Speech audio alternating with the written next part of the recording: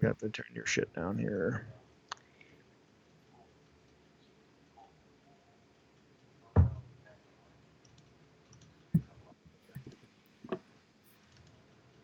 Stand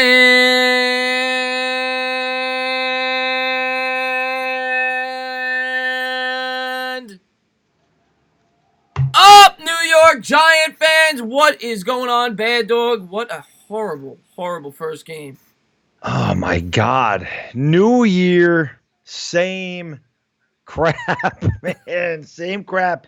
Defense can't get out of its way, man. That was a rough one. It was a rough opener. And they teased us a little bit at the beginning of that game. Yep. They had to tease us, Chris. Just a little bit. We got to. I just want to say hello to a couple of people in here. Bigger Mike in the house, Yehuda in the house, Eric Wright in the house, Big Blue Record Crew in the house, Eagles UK in the house, Mets fan in the house, Big Green. Thank you to everybody for being here. Afghanistan, how you doing? Steven Pazienza, what's going on? Philly Sports Nation, Steven Evans, the Moss Boss, Angel Rodriguez Nations, City for Real, Sperm Cell, everybody, Big Blue for Life. Thank you. RT in the house, Goose in the house, Sarah in the house. Thank you guys very much. Handsome Flea, how you doing, my man?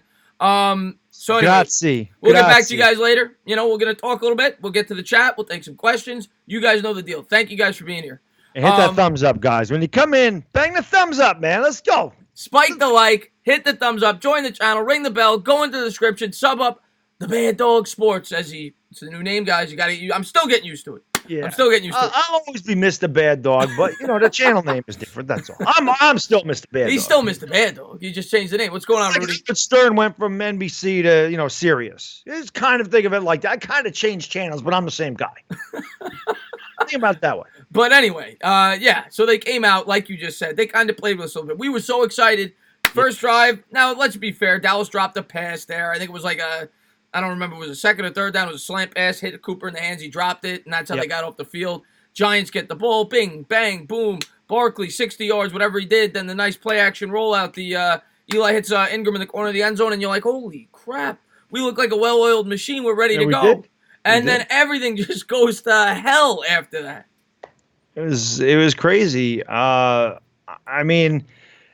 first drive we got a break, and we knew it. But, we were anxious to see what the offensive line would do. We were obviously anxious to get a look at Saquon Barkley, get a look at Eli Manning and see what he could do, behind the offensive line here and all the things he did in the training camp. And, Barkley had, I think he had a carry for like 8 yards, and he banged it off for 60 yards. And I think he had a catch in that drive as well. And then when they got to the goal line, I remember saying, this is the perfect time on first and goal play action pass to Evan Ingram because they're going to be looking for Barkley. That I liked. I liked when they did that play action pass. But we're excited. We're like, damn, we came to play. And then, like you said, in the snap of a finger, it's like Dallas counterpunched and we were out for the count. Yeah.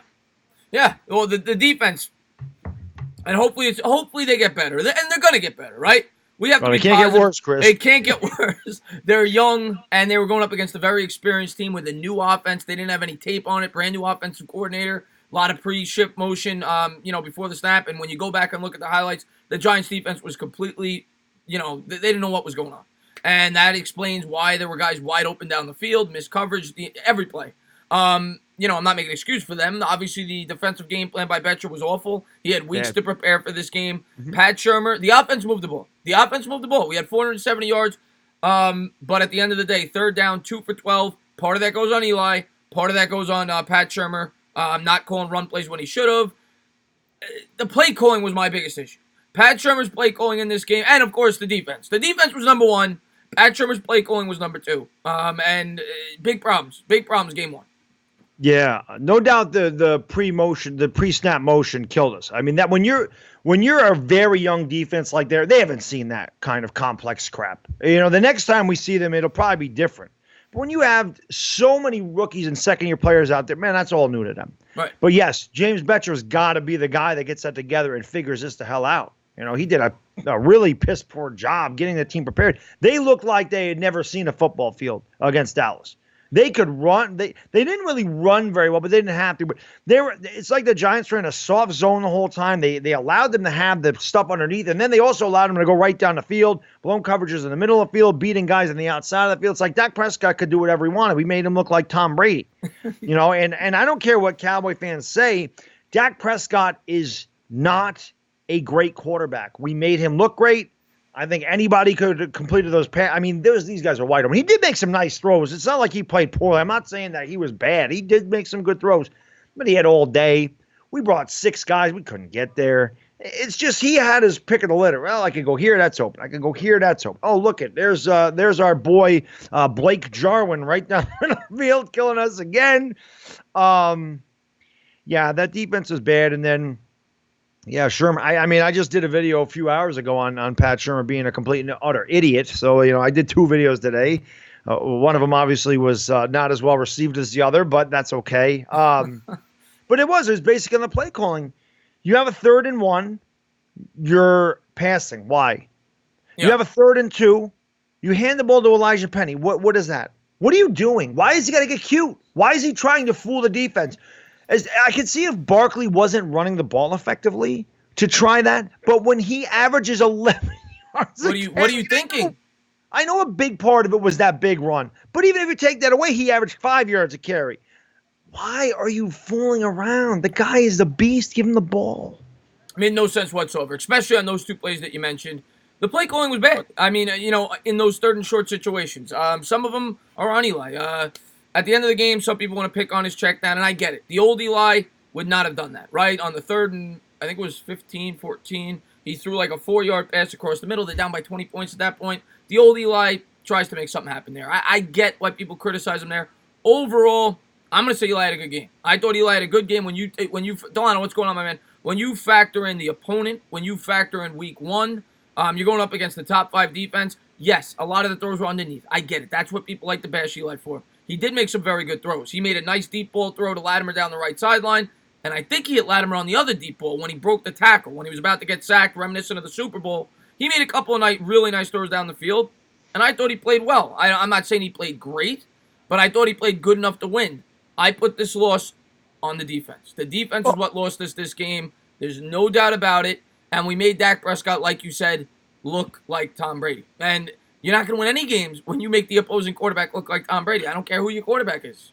Yeah, well, you said Eli played good. What I heard a lot of people saying, and this is what it's come to with Eli, is we're now saying, well, he didn't play bad. Right. Like that's as good as we get from Eli for a lot of people. He didn't play bad. He didn't play great. He didn't play elite. He didn't play very good. Yeah. His quarterback rating was 95. He definitely threw a lot of checkdowns, a lot of underneath stuff. He missed some guys. And at the end of the day, again, he wasn't bad. He's not the reason we lost. Well, before you say he wasn't bad, before you say he wasn't, and he wasn't good, I mean, it seems as if you're insinuating he wasn't good. Last year, the Dallas Cowboys gave up 300 yards twice to an opposing quarterback. They have a very good defense. And Eli Manning was one of those quarterbacks. He did it the last week of the season. He was one of the 2. So when you factor in the defense, I think he played good. I'm not saying he played great. I think he played good when you factor in the defense. But at the end of the day, we scored 10 points in that game. Was competitive. 10 points. Yeah. A lot of empty yards, a lot of drives that weren't finished, a lot of third downs that weren't converted. Left a lot of points out there because we can't figure out whether that's coaching, whether that's Eli, whether it is it's both receivers, whatever you want to call it. It's a collective effort. Yeah. And I'm certainly, like I said, my video today is not – some guys get this confused that my video today was because we lost game 1 of this year. My video today was a collective effort of the last 3 years of what I've seen from Eli Manning. That's what that video was about, not the loss Sunday. That was 3 years of the same thing. Eli Manning's playing the same way for the last 3 years. That's what I see. So, again, people agreed, people disagreed, and that's what's going to happen. We're going to, but at the end of the day, we're for the Giants. That's what it is. Yeah, I'm not even going to get. I agree for the most. I don't agree with the timing, but I agree. I agree with what you said. I think we're in a rebuild phase.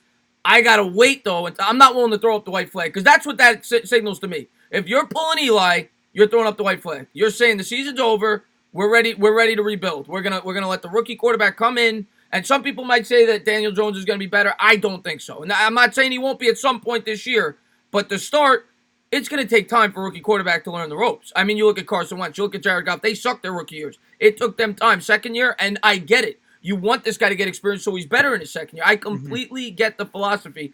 But I'm not willing to throw up the white flag when you brought Eli Manning back. Now, you could debate whether or not the Giants should have brought Eli back. And I might agree with you if you don't think that they should have brought him back. But at the end of the day, they did. We knew the situation coming into the season. Yep. We knew in preseason Eli's the starter. We knew Daniel Jones would be playing behind Eli Manning. I'm not willing to throw the flag in on Eli Manning in a game in which I feel like he played at least adequate. First game of the year in a game that we all expected them to lose. Mm-hmm. I'm not going to throw the white flag in on Eli Manning and bench him after 1 week. I'm just not going to do it. I guess my point with that was if the defense is this bad, it really doesn't matter who our quarterback is. It really doesn't matter. Well, no, I agree with that. I agree with that. And if the defense is this bad, for the next 3, 4, 5 weeks, Daniel Jones is coming in. Right. Yeah. I just don't agree with after 1 week. That's all. I guess that was my point, though. Yeah. This defense is going to take a lot of time to gel, and you're going to see a lot. You're going to see mistakes. Number one, the first thing they got to do, get Antonio Hamilton the hell out of there. I don't know what the hell he was doing. That guy looked like, if I was out in the field at this age trying to cover Amari Cooper and that's what I would look like out there, okay? This is a guy, I've never played above high school football, and I'm 43 years old. That's how I would play if I was out in the field. Yeah. I mean, look like I can play, but trust me, I can't. But that's how I would look. Cooper would take me, mush my face, throw me into the ground, or he'd juke me in my hamstring and pull, or I'd throw my back out, and that'd be in the end of it. But that's what Hamilton looked like. Hamilton looked like he was playing. Hamilton looked like he threw his back out on coverage. Like, that's how bad it was. It was awful. I don't understand why that guy's in the game. We never heard about him in preseason. We never heard that he was going to be getting reps with the first team defense. All we heard was Corey Ballantyne, DeAndre Baker. Why is this guy even out on the field? And then that play, that was a huge – they're going to lose no matter what in this game. Let's be real. But that play was a huge turning point in the game. Randall Cobb catches the football. It's an easy tackle. 3-4 yards short of the sticks. They would have kicked the field goal.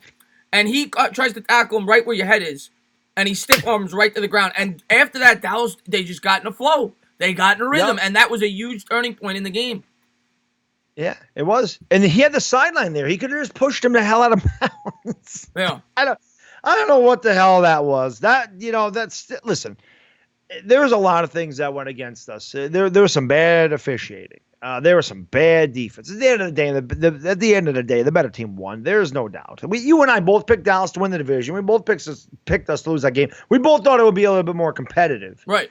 Because we did not expect the defense to look like they didn't belong in the NFL. Like, nobody looked like they belonged in the NFL. The only guy on that defense that I thought made some kind of play was Ryan Connolly. I thought he was okay. He made a nice tackle. But other than that, you didn't hear Lorenzo Carter. You didn't hear Dexter Lawrence. The only time you heard anything about the secondary is when they were getting burned or they had miscommunication. Heard nothing. Yeah. Nothing. No, the way that defense played, nobody played good. It's the worst defensive performance I can remember in a long time. So, it was a horrible, horrible first game. The biggest positive from the game to me is the offensive line. The offensive line against that front seven played their asses off. They really did. Eli had time in the pocket for the most part. Yeah, there were a couple of times, but against a defense like that, it's going to happen. But for the most part, you couldn't have asked for a better performance from the offensive line considering the opponent. And of course, the running game, but they didn't use it enough. But obviously, 11 yards a carry. So there are definitely some positives on the offensive side of the football to take from this game. Dallas has a great defense. We moved the football 500 yards almost. So we moved the football on this team. We showed that we can be an adequate offense, which we knew. With or without Odell Beckham, we knew this was going to be an adequate offense. The problem is the defense. But the offense, I think there's a lot of positive things to take from this game. I agree on that aspect. I thought our offensive line was fantastic because Dallas does have an incredible front seven. And you know that last year, Eli was getting knocked in his ass every time he dropped back to pass against Dallas. Yeah. This year, they really didn't get there very often. And you did see Saquon Barkley run the ball very effectively. So, I mean, that offense can play. They have to finish drives. There's something that we talked about in our preview videos is convert on third down and finish your drives. They didn't do either. They moved the ball in between the 20s just fine, but when they got inside probably inside the 30, or inside the 40, they were just out of field goal. It's kind of like they died out. And that's when Shermer decided to get stupid with his play call, which he does all the time. And Pat Shermer just irks my soul with, we'll fix it. We'll fix it. We did some good things. We'll fix it. Well, fix it. Yeah. That's like my toilet being on the fritz, and I call a plumber. He's like, "Oh, I'll fix it." And there a week later, I'm sitting there I still got no freaking toilet. I'll fix it. Can you fix it? Because if you don't fix this team, Shermer, you're gonna have shit all over the floor. Is what I'm trying to say. Yeah, listen, I'm not going to disagree with you. I, for the most part, I get behind Pat. I cannot defend him with that Week 1 performance, and he's had performances in the past. I mean, the Eagles game last year is a prime example. Early in the season last year, when we were crying for him to go bring Eli under center, constantly in the shotgun, Shermer has made a lot of questionable decisions. There's no doubt about it. I'm still going to give him a little more time. It's still only his 17th game as the Giants head coach, but this was not a good start to the year for Pat Shermer. He did a horrible job with the play calling. There's no other way to put it. And the Dallas Cowboys, I think what they did in this game, they played a bend but don't break defense. They gave the Giants those yards from, like you said, from the 25 to the 35, and then they buckled down. And that's what happened in this ball game. Yeah. People are saying the stream is buffering, so I don't know if you have a different camera or what. I'm just noticing it. A lot of people are saying it, so I don't know. I do not. I'm using the bad camera to begin with. Oh, okay. I didn't know. I know sometimes if you switch cameras, it helps. So yeah, hold on. Let me get rid of you for a second. Let me see if I have anything open, and I'll get rid of it. Let me get rid of my Google Chrome. Sometimes that'll slow it down a little bit. Yeah, I just noticed it over there. A lot of people were saying the stream's glitchy, it's buffering. So I know sometimes when you change cameras, it works, and I didn't know if that's what was going on. Yeah, no, maybe it's YouTube. I was on the bad camera. But I got rid of a couple of things, and now I lost my chat because I got rid of the Google Chrome. That sucks. Okay, but go ahead. Yeah. So I don't remember what we were talking about. I just noticed that. But Afghanistan, it said it was glitching. So Ken says it glitches like Eli. Sorry, guys. You're going to see my browser for a second because now I got to pull the chat back up. But Bad Dog, go ahead and talk. I didn't mean to interrupt you there. No, and I don't even remember what I was saying, Chris. I just noticed that, so I honestly don't remember. We were just recapping the game, and Pat. We were getting into Pat Shermer. Yeah, well, like I said, Pat Shermer's did this last year, and I mean, you guys all know I screamed about this crap last year that he doesn't. I don't know what we're saving Saquon Barkley for. Yeah, well, like you don't want to run him. Pat Shermer's did this last year. You want to save him for the regular season. You guys all know. So the regular season's here. And you give him the ball 11 times. It makes no sense. He did this against Dallas last year. Didn't give him enough carries. He did it against Philly in the second game. It's almost like when Pat Shermer finds something that works, it's like he wants to see if something else will work. Instead of just going with what is working, what's effective. If it ain't broke, don't fix it. Yeah. Don't fix it. Yeah. I don't know. Listen, he's freaking Snoopy. Anybody watch that video that I did on Pat Shermer? Check out the thumbnail. Jedi got it. She thought it was pretty funny. I laughed at the thumbnail when I made it. Yeah, the Snoopy and the and I'm getting a call. We don't take calls, guys, when we do the show because it'll knock Bad Dog off. So don't even bother calling in. The Woodstock on Shermer's shoulder made me laugh a little bit. Just want to say, he had Betcher coming up from behind him, ready to eat Woodstock with his honey ham head. Betcher. Just want to say hello to a couple of people in the chat. Nick Young's in here. Yvonne's in here. Victor, if it's still buffering, let me know. I think we should be good to go, though. So hopefully it's good. Now you're saying there's an echo. Is there an echo? Marjorie, what's going on? Thank you for tuning into the stream. Is there an echo? I don't know. I have the volume down, so there shouldn't be. Let me know if it's good, guys. Let me know if it's good. Are we good? I guess we're good. Okay, we're good. We're good. Okay, yeah. So Pat Shermer called a horrible game on Sunday. There's no other way around it. Him and the defense. That's what we got to worry about. And now we got to shift our focus, right? We got to shift our focus to Buffalo Week 2, and this is a must-win game. And now we get the horrible news: Sterling Shepard with the concussion. That's our best receiver out already with Golden Tate going to miss the game, making it even harder for this offense against one of the top 5 defenses in football. We go from one great defense to another. Buffalo just had a great comeback against the Jets, and they're coming in with some momentum. They're excited, and we're coming off a devastating loss. So we're gonna have to bounce back against a team that has confidence, that has a great defense, and a mobile quarterback, which we all know historically the Giants do not do too well against mobile quarterbacks. So there's a lot of concerns for this game. Yeah. 3 words: run the ball. Yeah. Your receivers are hurt. Your receivers are out on suspension. You have the best running back in the league. You went out, you spent money on your offensive line the last 2 years. You've drafted on your offensive line the last 2 years. Use your strengths and stop exposing your weaknesses, man. I don't know why that's so damn hard. I don't get it. That's what you do. When you're out there and you're rolling out 38-year-old Eli Manning, he's not going to run. So really, the reason you roll a quarterback out is for two reasons. Number one, because they have a run pass option. Eli does not have that run option. Right. He's not running. He did take off for 6 yards, and we all got really excited because he never runs. Okay, that was funny. Anytime Eli gets positive yards, I start cheering because I think it's hilarious when he runs. Right. Because he looks like he's running with cement shoes on. It's really. Oh, it was funny. Yeah. The other reason you do that is to get the quarterback away from the pressure if they're getting a lot of pressure up the middle. Well, the Cowboys were not getting a lot of pressure. So there's no reason to do that.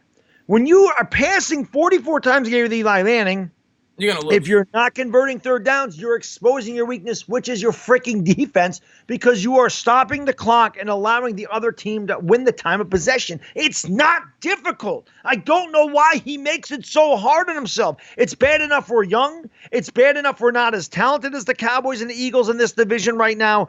Don't make it harder on yourself. Yeah. With your weaknesses. I don't get it. I don't understand what he does. They have the golden ticket. They have the golden ticket at Saquon Barkley. You know what you got to do. Philly 500, man. Thank you so much, man. Didn't have to do that, man.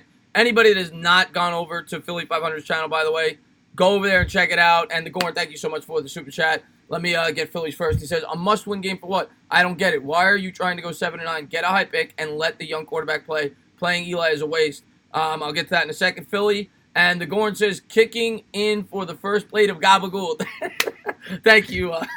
Thank you, the Gorn. I do appreciate that, the gabagool. But to Philly's point, I get what you're saying, right? This is a team that more than likely is not going to win. But at the end of the day, I agree. I feel bad for Eli. I feel horrible for Eli that he has to put up with this. Hindsight 2020, I wish they didn't bring Eli back because I love Eli, and I think he's going to get unjust criticism. That's just the facts because people are going to want Daniel Jones in the game. And I knew it going into the season. And it's a horrible situation for Eli Manning. It is because we're in a rebuild mode, like Philly just alluded to. But at the end of the day, you brought Eli back. You brought him back to be the starter, which to me signifies you're trying to at least compete at some point this season. So that is why, in my opinion, you have to stick with Eli at least for the first 4, 5, 6 weeks, especially with Golden Tate out on suspension, with Sterling Shepard having a concussion. You want your team to be back before you bring in Daniel Jones, in my opinion. You want him to succeed. Golden Tate ain't going to be back till week 5. Shepard, who knows when he's going to be back. But I think by bringing Eli Manning back, you got to give him at least 4 or 5 games before you pull the plug and you go to Daniel Jones. Eli Manning has had unjust criticism his entire career. I mean, let's put it that way. But I think it's going to be even more so this year. Well, yeah, and of course, because finally, this isn't Davis Webb. This isn't Jared Lorenzen. Rest in peace. God rest his soul. Yeah. This isn't Kyler Laletta. This isn't Alex Tanney. This isn't some project they brought in to back up. This isn't Ryan Nassib. This is a guy you spent a number 6 overall pick on. So Eli Manning, it's not long. And people are going to want to see him. People have been calling for Eli for 3 years to get the hell out of there. 3 years. Since 2016. People are like, since 2004. Well, that's true. But I'm saying the last 3 years really in general, because ever since Coughlin left, and I've alluded to this a number of times, that to me, when I did the video today, I'm talking about Eli doesn't have the heart he used to have. When they took Coughlin away from him, that took a lot away from Eli, in my opinion. That hurt Eli a lot more than people ever allude to, that they ever mention how much Tom Coughlin meant to Eli Manning. They pulled Coughlin away. Eli was never the same. Eli was never the same after that. Never. When McAdoo was the offensive coordinator and Coughlin was our coach, Eli put up 2 fantastic seasons in 2014-15. The defense sucked. Yeah. But he was really good. As soon as Coughlin went out of there, that was it. It's almost like when Coughlin left, a part of Eli left, and I don't feel like ever since Coughlin left, Eli's been as fiery, 100% vested in the Giants. I just don't. I don't agree with that. I think he's lost some confidence, maybe because of the lack of Eric Flowers and Maybe he's gun shy now because of the hits that he's taken. He's scared from his blind side protection. But I still think he wants to win. I still think he. I have no doubt he wants to win. I'm not saying he doesn't want to win. I'm just saying I don't think that he's where he was. I think mentally I agree. One thing I'll say in your video today that I agreed with. I agree. Thank you so much, LA Lou, for the super chat. I really do appreciate that. Sherman and Betcher played scared. I'm out, guys.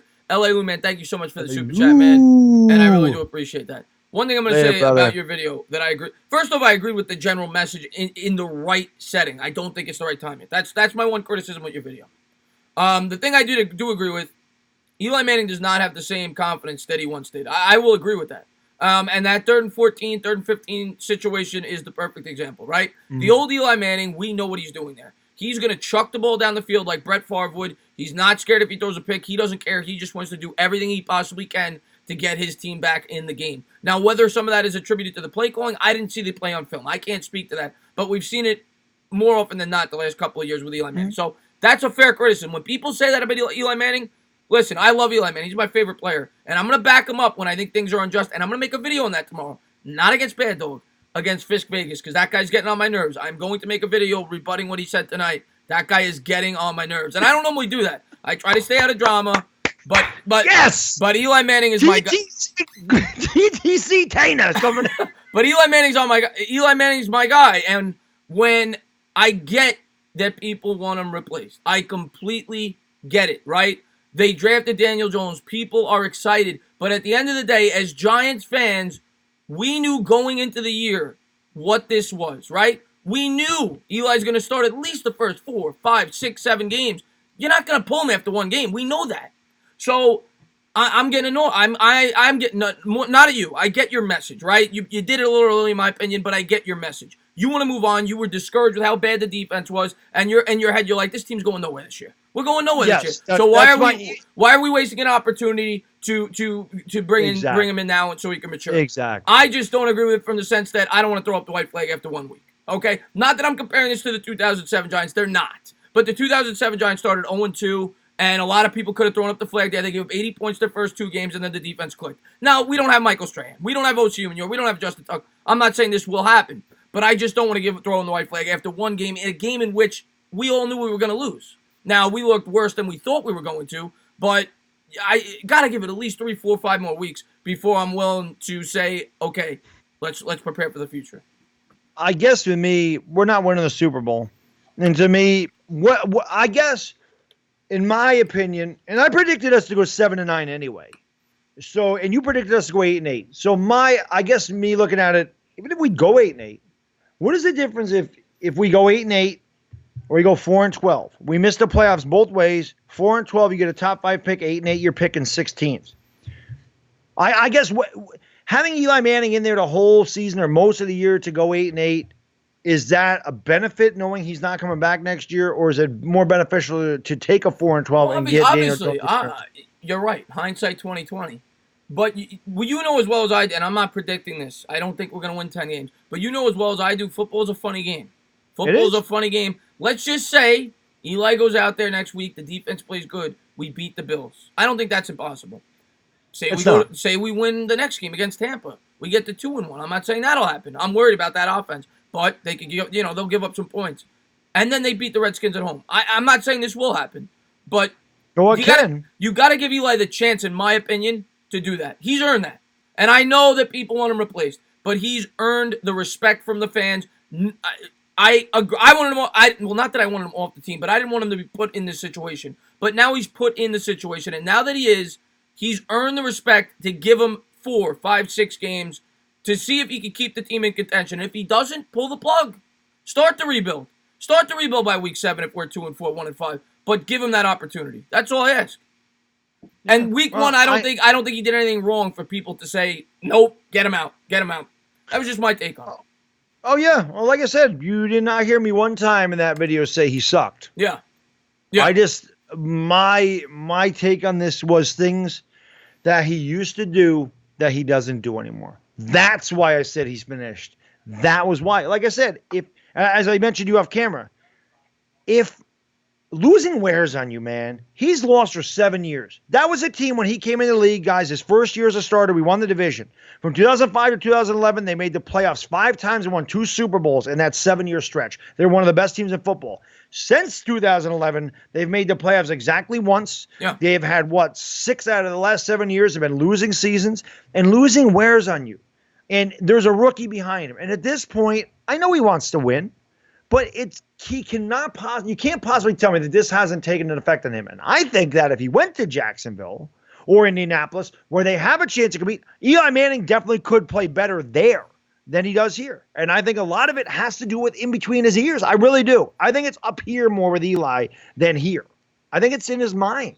That was the video. That was, I'm not confident. I'm second guessing myself. I won't make these throws. I don't want to get hit. That's all here. All of it's there. Yeah. That's where I think Eli's just, after 16 years, 7 really bad years in a row outside of 2016, I think it's drained on him. I do. I think that mentally, if he went to a different place, he gets some life in him, and I think he could perform. If he went to Jacksonville, I think he'd be a lot better than he is here. That's. Listen, man, at this point, I'm hoping he gets traded to Jacksonville because I want nothing but the best for him, and I want nothing but for the best for this team. And what's best, I mean, I'm not throwing up the white flag yet, like I said. I still have a dream. I still have hopes. Football, I don't want to give up on a season after 1 week.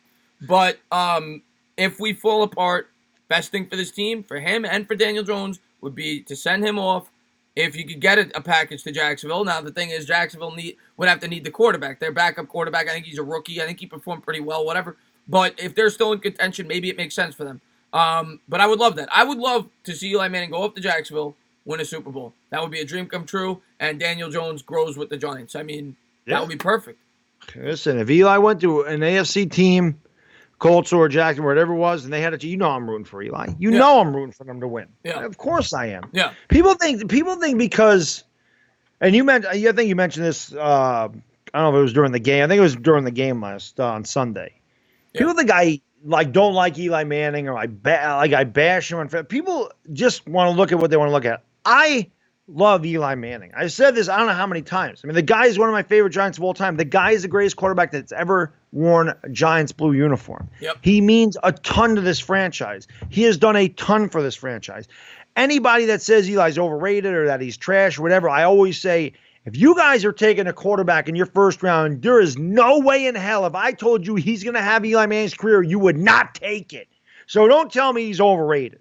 But just because I'm harsh on a guy doesn't mean I don't like him, doesn't mean I hate him. It just means, hey, it's what I think of the player at the moment. No, listen, I'm a team guy, not a player guy. I don't play favorites. I know you don't. I don't care. I know you don't. First guy or the 53rd guy. If Saquon Barkley screws up, I'm going to tell you he screwed up. I know you don't. And I'll be the first to tell you, if I was the general manager and I knew I was taking Daniel Jones, I would have not brought Eli Manning back.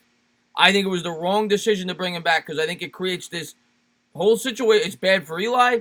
They shouldn't have brought him back. When they drafted Daniel Jones, they should have committed to Daniel Jones and sent Eli on his way. I mean, and I hate to say that. I love Eli Manning. I would have loved to see. I still hope he goes out with a bang. I'm not quitting yet. But I've seen him do miraculous things. But more than likely, Daniel Jones is going to see the field this year, and when that happens, we're gonna get behind Daniel Jones, just like I did for get behind Eli Manning for 15 years. Yep. See, Kendra's in the house. By the way, we got 187 people in here, guys. So grazie. Thank you so much for joining us. And I really appreciate it. We got 79 likes. I mean, come on. I'm good at math, but that should be at least 100. Let's get that to 100 right now. Spike that like, guys. Do me a favor. If you haven't done so, join the channel, ring the bell, and go into the link in the description and sub up Bad Dog Sports. We'll be on his channel doing the same thing. Friday, we'll be talking more in depth about the Buffalo Bills. We'll talk a little bit more about that.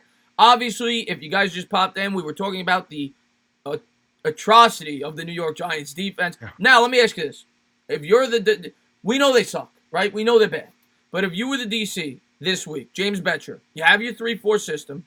What's your strategy off of last week's performance against the Buffalo Bills? What do you do to try to rectify some of the problems? Oh, God, man. I mean, there's so many holes. Number one, I don't play Antonio Hamilton. That's first. Well, you that's can get easy. You can go sit at the end of the bench. You can get water. I don't even want him on the bench. Get him off the team. Yeah, play the Bobby. Well, no, Bobby Boucher could actually tackle. I was going to say play the water boy role. I think he has to get more exotic with his blitzes and like disguise them better. I think a lot of times we didn't get the. Dallas has a great offensive line, but I think they saw these blitzes coming. I honestly do. I think they prepared better, which is really, really sad when you say Jason Garrett outcoached you. That's really bad. That is like one of the worst things you can say about a coach. Betcher has to do more game film study and has to pay attention. He's got to prepare his team better than that. Yeah. I know they're young. They're going to make mistakes. But you cannot play soft zone, let them have all the underneath stuff, get burned on the outside, and get burned down the middle. Pick your poison. Right. Cut one of them off. Do something. I don't know what it is. I don't know if you want to play nickel. I don't know if you want to, start play 7 in the box. I don't know what the answer is. I don't know if you want to just start saying, hey, we can't cover in a zone, so let's play man and just bring everybody. Let's bring a ton. Let's bring 7 guys. Right. Anything to get to Josh Allen, because Josh Allen's not a good quarterback. He's not. He is not a good quarterback. So hit that guy early. And, Dak Prescott's got a lot of confidence. Dak Prescott plays on a winning team. Josh Allen doesn't. This is Josh Allen's second year. Knock a young quarterback around. Put it in the back of his mind. We're coming. He's not as experienced as Dak Prescott, so he's not going to be able to read the blitzes the way Dak Prescott does. Right. Tony Romo used to do that to us. He's coming. There's the mic. Yep, over there. Safety blitz. He would do that all the time. Josh Allen's not going to be able to do that. Yeah. I would bring blitzes from all over the place. So you would you wouldn't lay off the blitz. You would bring it even more so. I just go ham on it. Yeah. I would absolutely because of the opponent. The secondary can't if the quarterback's having all kinds of time, it's obviously our secondary can't cover. But with the quarterback having much time, limit his time. Yeah. Take more gambles. And you have nothing to lose. With the way they just played, you got nothing to lose. Go for it. Yeah. Be extremely aggressive on your pass rush and try to get there early and often. Yeah. Against this opponent, I might agree with that. Against a different opponent, I think they have to take a more conservative approach. But because last week we saw when you play a good offensive line with a sound offense, if you're sending 6 guys, you can't lay your guys out there to dry. But in this game, I agree. That may make more sense because it's still an offensive line that hasn't really played together. It's 6 new offensive linemen. Mm-hmm. Josh Allen, inexperienced quarterback, not known for his accuracy. I agree. Send some heat at him, at least early in the game. Get him thinking. And you got to mirror him, right? Because he's very mobile. He can run the football, so you definitely got to spy him, with one of your linebackers. Lorenzo Carter's there for. Yeah. Yeah. And that's got to be the game enough plan. To spy him. Yeah, that's got to be the game plan on defense. And obviously, Beasley's going to try to do what Cobb did in this last game over the middle, and then they got the burner and John Brown. So those are the weapons you got to look out for. But I agree. Get after the quarterback. Send the blitz, and if it's not working, then maybe you got to switch it up. You got to make adjustments. But at first, try to get after that rookie second-year quarterback and try to get him to make a few mistakes. And then on offense, it's simple. It's the same game plan every week that it should be. Give Barkley the ball as often as possible, and then work the play action pass off of that. Yeah, that's what they should. That's it. They should go into. I don't know who makes the decisions, but it should come from the top. Mara should walk in that locker room and go, I got 3 words for your game plan. Run the ball. I'm going to be screaming that I'm going to scream that all year. Yeah. All year.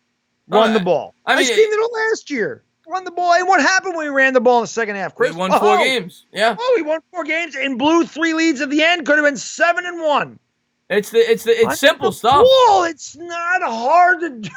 It's the same thing with the Dallas Cowboys. We say it all the time. All they got to do is run the ball. We should have the same mindset. We got Saquon Barkley. We have an improved offensive line. What did you improve this offensive line for if you're not going to run the ball when you're running the ball effectively? Exactly. How come we can see this, but Shermer can't? Stop hanging out with Woodstock so much. And how would you worry about Charlie Brown? How would you try to make up for Sterling Shepard's role in the passing game? If he's not playing. Man, I think Evan Engram needs more touches. Yeah. I thought Evan Engram had a good game. Did Evan Engram hit 100 yards? 100 yards. First time ever, I think. We need more of that. And we need to utilize Saquon Barkley more in the passing game because he caught 2 passes. He's going to need to take a bigger role as far as receiving, in my opinion. Yeah. That's probably where you're going to have to. I would have some formations where I have Goldman and Barkley, and maybe I line Goldman up in the backfield and Perkins up in the back, and I split Barkley out wide just to kind of throw the defense off and say, well, what the hell are we doing? Because it's not like we play the Bills very often. Right. So they don't know our game plan. So maybe I do. Maybe I throw Barkley out wide to try to convert, try to do a mismatch. Or maybe you throw Gallman out in the slot, something. Yeah, Just show to some kind of show some creativity. Yeah. But I would, maybe I do that with the running backs. Maybe I do. Maybe I throw Barkley out wide and see what happens. We run him out in a wide receiver pattern because we are very short on wide receivers. It's gonna be a tough game though in terms of throwing the football. When you factor in the wide receivers that are out and the level of this defense, this is a very good defense. I know you think Sam Darnold stinks, but I mean they killed him last week. They held him, I think, to 150 yards, and last year they were a great defense too. So it's not gonna be easy to move the ball in this team. Thanks, Chris. Thanks. Won't be an easy game. That's all I'm getting at because that defense is so strong, and it's a must-win game though. Because when you start 0-2, 11% of the time you make the playoffs. So if we want any shot at the playoffs, which we obviously, everybody in this chat, if we're being completely honest, don't think it's very realistic, but we still have hopes and dreams. If we want to have those hopes and dreams, they got to win this football game. Yeah, they do. They got to win the next 3 because they're teams we definitely can beat. Dallas is a lot better than us. As we've said before, I on these streams and on these shows, if we thought the Giants were as good as Dallas, we'd be picking the Giants to win the division. Right. We picked Dallas to win the division because we know they're better than the Giants are. Yeah. We know the Eagles are better than the Giants are. We know that. And I always love when people tell us that, like we don't know that. And I'll tell you, the way Minnesota, these 3 teams, we are definitely talent-wise good enough to beat them. Yeah, in my opinion, if we play a good game. But Minnesota looked good week 1. That's our week 5 opponent. Minnesota, New England. Well, I don't know if you saw, and I've seen this in the chat. I actually saw this 2 hours ago. That Antonio Brown's getting brought up on rape charges. I don't know what's going on with that, but they don't need Antonio Brown. I know people probably wanted me. I'm done talking about him. That's why I didn't do a video on it. I saw it. I'm like, I've talked about him. Yeah, he's not. Yeah. What's the deal with Demaryius Thomas now? They traded him to the Jets. Yeah, probably because they didn't know about this AB thing and he was expendable, and now AB probably ain't going to be there. Wow. Now, how maybe things are finally starting to go the way it should. Yeah. Maybe the light is turning. Yeah. Nah. No, he'll be back. He'll be back. He could throw me out in the slot, and somehow I'd get 140 yards. But guys, it is 11:02. Yeah, we usually take questions for a little bit. We talked a bit about Eli Go. We talked about the game, which is not much more I want to talk about. That was so depressing, and it could only get better from there. Hopefully, we learn from it and we grow from it. And we'll take some questions from you guys. Real quick, do you think Darius Slayton gets more playing time? Well, he was hurt, right, with the hamstring. Is he still hurt with the hamstring? I thought he was activated. Yeah, no, he was out. He was out that game. I don't know. Hopefully, if he's active this game, they certainly could use him. Okay.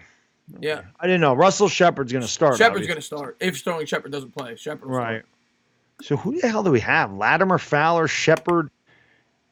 Latimer, Fowler, Shepard. Where does it go? Slayton's hurt. Slayton's hurt. Shepard would be hurt in that scenario. Golden Tate hurt.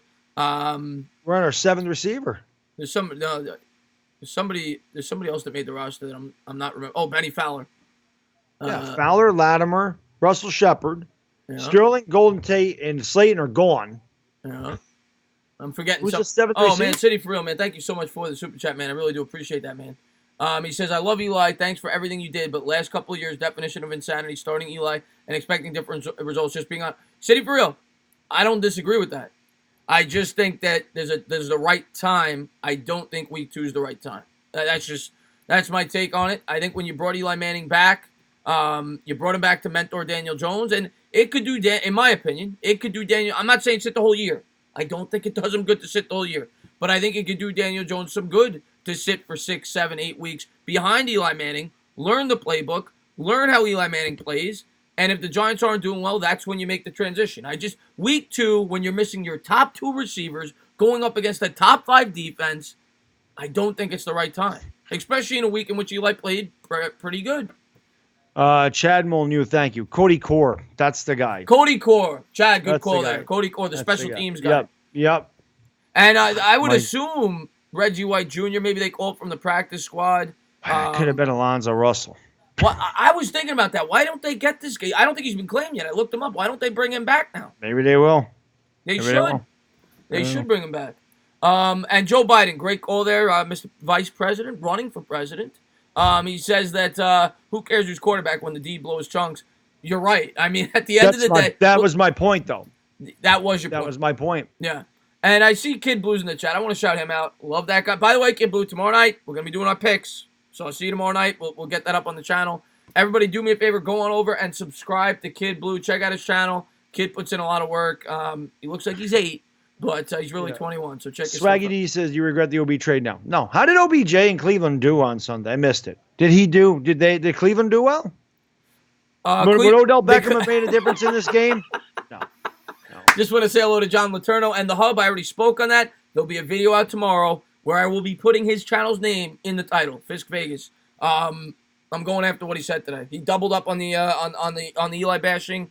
There's a way to do it respectfully. There's a way not to. And yeah, look at me. Look at how you do it respectfully. And I don't always do everything respectfully, but when it comes to Eli Manning, I do it respectfully. And Cox, what's going on, my man? Guys, it's 23 buff at the half. Does Jones start in the second half? I still say no. I mean, you may say that you would want him to, but I'm thinking from the Giants' perspective, not what we would want. I would say they'd wait till the fourth quarter. The fans, if it's 23-0 at the half, yeah, I told you, we get blown out against Dallas and we struggle first. You're going to hear those Daniel Jones. You're going to hear that.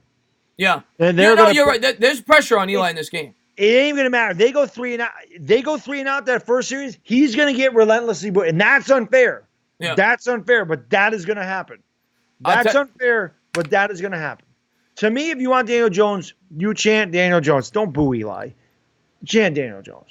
It's much different to me. That means you kind of taking one. It's pretty much the same thing, but instead of saying you suck, Eli, you're saying we want to see this kid. That's the way I look at it. You kind of flip it a little bit. You know what I mean? Yeah. You're not saying you're not mooing Eli Manning. You're saying we want to see Daniel Jones. I just hope Eli goes out there, throws a touchdown on the first drive, and gets and let's go out there and win the football game. I don't want to worry. That would be great. Sick of losing. Go out there. We won one season opener since 2009. Once. We won the first game once in the last decade. That's embarrassing. That is abysmal. It's embarrassing. It's embarrassing, man. Really? Right about Eli, no question. Hey, John, everybody's entitled to their opinion. I just don't think it's the right time. I don't think it's the right time to do it. That's all. I am saying when the season is over, when the Giants are 2-4, 1-5, go ahead. Off a good performance, you already named him the starter. You brought him back to start. Regardless of whether or not we think he should be here, he's here. He's starting. Don't think this is the right time to do it. Will K. Sam Beal's on IR, just so you know. Yeah, Sam Beal's on IR. Let's see what we got here. Drew Brees waited 3 quarters, unleashed a couple of bombs on the Texans. Yeah, okay, so you're a Texans fan. If there's one thing I don't like about New York fans, it's that they're more emotion-based and time-driven than any other fan base, coming from someone that lives in New York City, too. So you're kind of saying that people are trying to rush the process with Daniel Jones? I agree with it. I think that we brought Eli back for a reason. It's going to happen. It's going to happen, and in my opinion, does it really matter if Daniel Jones makes 8 or 10 starts or if he makes 15? I don't think it does. Yeah, well, it's not just – this is 7 years of bad football. No, I get it. It's 7 years. Our patience is worn thin. Yeah, but Jeremy Bramlett? The Giants kind of said to you when they drafted Daniel Jones, we're moving on. It's going to happen. So anybody that wanted a new quarterback, you know you're getting one. So be respectful. That's all I ask from Giants fans. There's no reason to say he sucks. Say, expect when he sucks, say he sucks. He didn't suck last week. That's it. That's all I ask. Yep. Didn't say he sucked. Yeah, no, I didn't. I know you didn't. But a lot of Giants fans did. No, I know. Yeah. Hey, during the stream, I told you. I said I'm not going to get on Eli for this because the defense sucks. Yeah. But like I said, my video is more about what's going on with Eli, and I think that has a lot to do with his performances. Yeah. And Ballantyne, I think Ballantyne needs more playing time at cornerback. Bobby Woodruff in the house. He has 7 vomit faces. Hello, Bobby Woodruff. We must have missed saying hello to you. Hi, Bobby. They look like Mr. Softy Pistachio ice creams. Anthony Manzano, Chris and the Bad Dog. I need your opinion on something. Do you think what's the Dolphins is doing is called thinking, or they're tanking? Anthony, your Dolphins are tanking. Yeah. They're one of the worst teams I've ever seen in my life. Yeah, they're pretty bad. I mean, when Baltimore is housing you 42-3 like it's at halftime, that's really bad. That's really when you make Lamar Jackson look like Tom Brady. That's real. There's another one. Everyone's like, "Ooh, Lamar Jackson's great." Oh my God, Stop. Stop. Stop. It's the same thing as everyone getting on us saying Daniel Jones looked really good in preseason. Well, Lamar Jackson looked good in his 5th preseason game, too. That might as well be a preseason game against Miami's defense. I mean, I was happy about I was throwing Shepard in my fantasy team. Okay, concussion, thank you. Now I really have a reason to play Hollywood Brown. My man. Killed it. Love Hollywood Brown. Harlem Cowboy wants to know if you still think Dak told you, sucks. Yeah, Dak's not good. We made him look good. We got bad defense. Play against the Eagles. Play against the Bears. Play against the Vikings in Minnesota. Then we'll see how he does. Against the Giants, don't break your arm patting yourself on the back. Dak is average. That's all he is. He's got one of the most talented teams I've ever seen around him, and the guy's never thrown for more than 23 touchdowns in a year. He's won one playoff game with all that talent around him. Give me a break. Give me a break. Carson Wentz was going to win the MVP his second year if he didn't tear his ACL, and they won the Super Bowl. Don't talk to me about Dak because he had one good game two good games against the Giants. Actually, half of Dak's touchdowns are probably against the damn Giants. We're serious. Yeah. Well, no, Dak guy I think had 3 or 4 last time. He has 8 the last 2 games. Yeah. But Clocks, I'm going to disagree with what you said there. Yeah, and I know what you're saying, right? Because we know that the rookie's coming in. He says Chris is the bad dog. 2004, Warner was 5-4 for the Giants. This is no different. I disagree. And respectfully disagree. I love Clocks. I think he's got a great opinion. He's a great subscriber of both of ours. Eli Manning's been the quarterback here for 16 years. It is a different situation. Kurt Warner was pretty much ready to be out of the league at that point. Then he rejuvenated his career with Arizona. The Giants picked him up. Everybody knew that he was a guy just holding the fort, which is kind of what we know with Eli here. So I get the comparison, but it's a completely different situation, Bad Dog. We got to be fair with that, right? Oh, yeah. I mentioned that. I don't remember what video I did. Because there was a couple of videos I did about, is Eli Manning going to be looking behind him? Is it going to mess him up that Daniel Jones is there? Or when does Daniel Jones... Whenever I said it, I mentioned that Kurt Warner was brought in here as a rental. Yeah. He played 9 games. He started 9 games for the Giants. Eli Manning has been here 16 years. That is much, much different. It is a much different situation. Yeah. Someone just said Dak's 2019 MVP. No, he's not. Tom Brady's the 2019 MVP. There you go. Tom Brady. Tom Brady. No, he's going to be phenomenal this year. Well, we'll see with Antonio Brown, but either way, he's going to be phenomenal. I mean, I might as well say Lamar Jackson is going to be MVP. I'm sticking with Lamar Aaron Jackson Rodgers. did better than Dak, didn't he? I'm staying with Aaron Rodgers. Well, I got to stay with Baker Mayfield. I picked him. Cleveland didn't do him any favors on Sunday. Lord, that's a troll account. I thought it was Lloyd Brunson. Carson Wentz threw for over 3,200 yards, 33 touchdowns. You're talking to somebody else there. Bad Dog and the Entertainer. If Sherman continues to limit Barkley, what should Gettleman do? Kick him in the nuts. I'll tell you right now, John. If he continues to limit, the only thing that would make sense to me, and there's no way he's going to. He can't, right? But if he does, the only thing that would make sense to me would be that maybe they have like a pitch count for him, know that they're not going to be a good team this year. Nothing else would make any sense to me. As I said in the video about Pat Shurmur, your running back comes out of college and is in his prime. Running backs go downhill at 27. This is why they all want money when they're 24. They're worth a lot more at 24 than they are at 27. They want the money early because they're not going to get as much when their best years behind them. Right. Stop saving him. Use it. Do you guys see what the hell he's built like? You see the shape he's in? Do you really think he can't handle 22 carries a game? I'm not saying give him the ball 40 times on the ground. He's not Adrian Peterson, okay? They used to give Adrian Peterson the ball 35 times a game.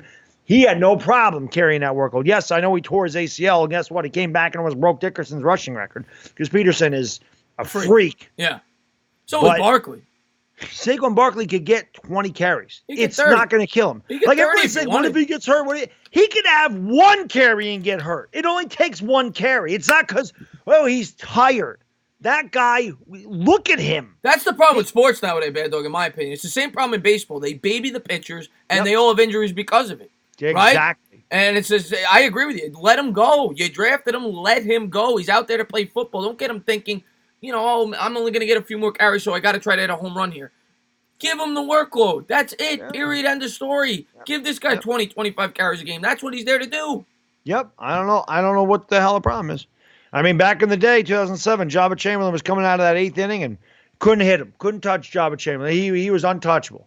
And then the Yankees started screwing around. We're going to start him. We're going to have the Jabba rules. He has to have a rest here. We're only going to pitch him 4 innings. He's coming in. Teams knew he was on a pitch count. It screwed him up.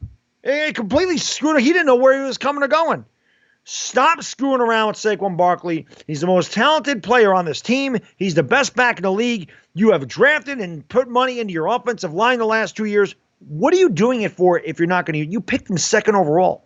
You want that guy to carry your team. You don't want 38-year-old Eli Manning carrying your team. We said that last year. We said they needed. We were saying at the start of the season last year, follow the Jaguars model. Do what they did the year before. They got Leonard Fournette. Leonard Fournette helped their crappy quarterback. Not that I'm not saying Eli was crappy. I never want to say that. 40 slip, Chris. 40s. But you know what I mean. The guy that he wasn't Aaron Rodgers. He helped their.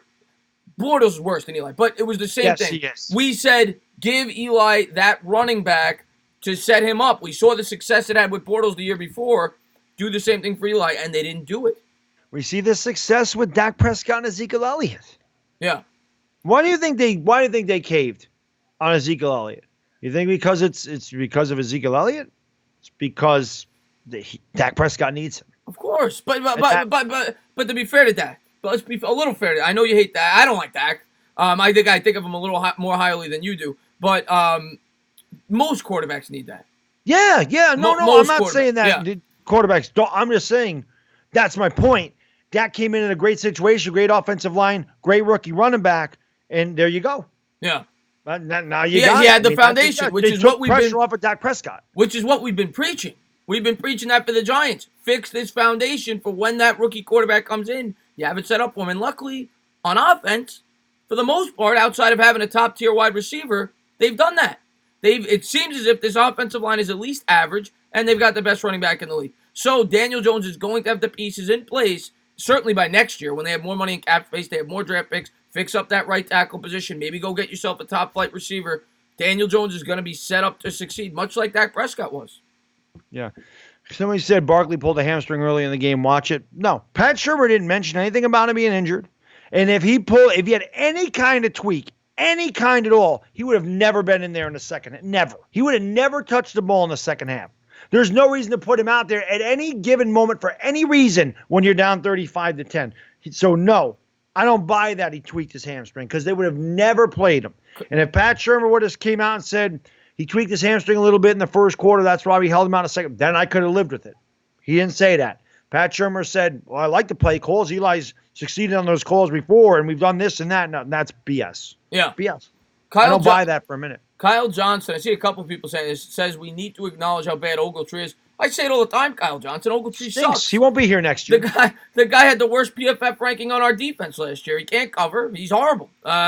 He did have 5 picks, though.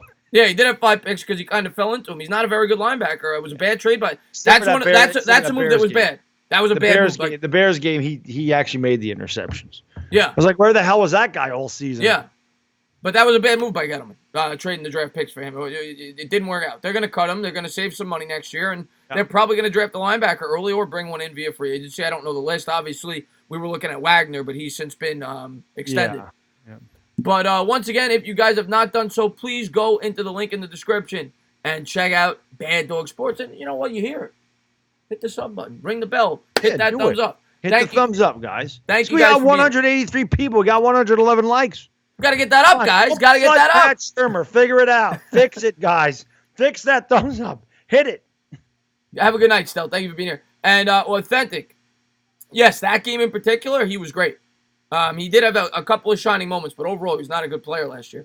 Guys, Evan Ingram had a 90.6 overall grade with an 87.6 run block grade this week. Does he solidify himself as a top 4 elite tight end this year? I got to see more of it, Nicky said, before I say that. He's been inconsistent throughout his career, but we've been saying for weeks that we think Evan Ingram's in for a huge year, and week 1 was a great start. Hey, and I told you a couple weeks ago, I remember mentioning that they did say Evan Ingram's blocking had improved, and we kind of laughed it off saying, well, I really couldn't have went the other way, so it was good. Listen, the offensive line played fantastic. Yeah. Played great. They played great. Ed passed with flying colors. So I'm not worried about the offensive line. You got to be encouraged by that. I might make a video on that tomorrow. I'm getting excited talking about the offensive line. You got to be encouraged by how well they played in that game. I was. That's why I said it. That's why I said in my post game that the one really good, besides Saquon Barkley, the one really good aspect of this game was our O-line. Yeah. It was. And you know They what? were incredible. When you're thinking future, that's very important for And for they're a going to young quarterback. upgrade right tackle next year. Yeah, upgrade to right So, tackle. Solder, you got to start. And yes, I did run the Tough Mudder, Nick Young. That's the shirt. Yeah. oh, You by need the to way, I hit. just want to say real quick. I know we talked about Laramie Tunsil. Well, he struggled last night. Oh, did he struggle? Did he? Oh, he's getting beat on every play. He looked like Eric Flowers. I mean, it's a new system, so it's not like he played there, but I'm like, wow. I mean, it looked really bad. See, that's Deshaun Watson's guy. I love Deshaun Watson. Oh, I love Deshaun that's Watson. why I didn't get to watch that game, but that's why I really thought that the Saints were going to blow them out because Tunsil's coming over there. He's got no experience playing with those players, and they got rid of Clowney. I was surprised that Texas kept that close with all the turnover right before the start of that game, and I think that might be a part of the reason why Tunsil struggled as much as he did. They went up. The Saints went up by 6 with 50 seconds to go. Deshaun Watson gets the ball like the 25. They down. Boom, boom, 2 passes, touchdown.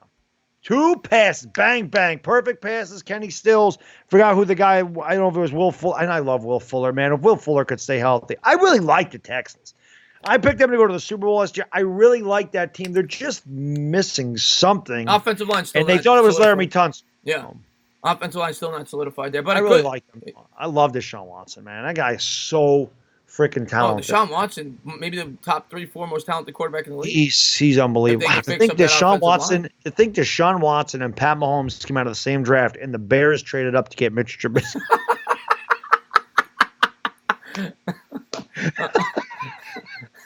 That's funny. That's funny. That is pretty funny. Bad luck. If the Giants don't run Barkley, send DWG to take care of Sherman. Yeah, maybe he will. Yes, Rudy. By the way, Javon, what's going on, my man? Thank you for tuning in. By the way, Rudy the Gamer. I'm so busy at work. I mean to check out your channel. He's got new Giants content up, guys. Rudy the New York Gamer. Going over there, check out his content. He's a great contributor to my channel. Going over there, check him out. So he does Giants stuff. Oh, yeah, I gotta check him out because I would have thought he just did gaming stuff. Yeah, you should change the channel name. Just a suggestion. That way, people know what they're coming to. But yeah, man, I'll check him out. Check him out. Chris, could you please read my comment from before about my Dolphins? Anthony, type it again. I can't scroll up in the chat. Type it again.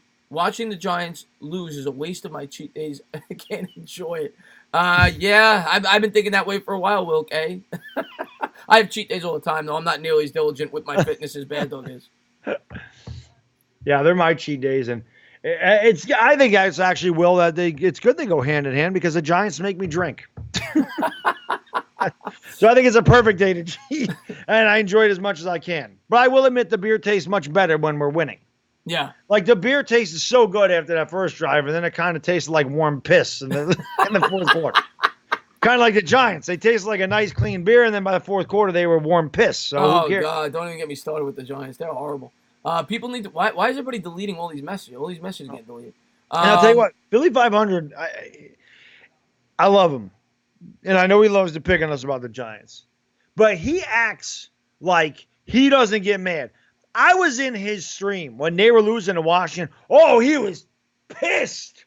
He was pissed. He looked like me.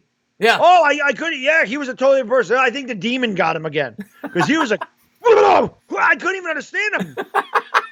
Okay, he was unintelligible. I could not decipher what he was saying. Yeah, he was speaking in tongues. He was mad. And I'm just telling you, I'm keeping all of that together, and there will be a video on that at some point. I am getting him back. Yeah, I love him.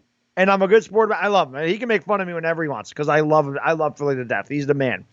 But I'm getting him back. Don't think any of this is going unnoticed. Yeah, I meant to watch that video last night. He told me about it. I know he said he put a clip of us on there. I got to take a look at it.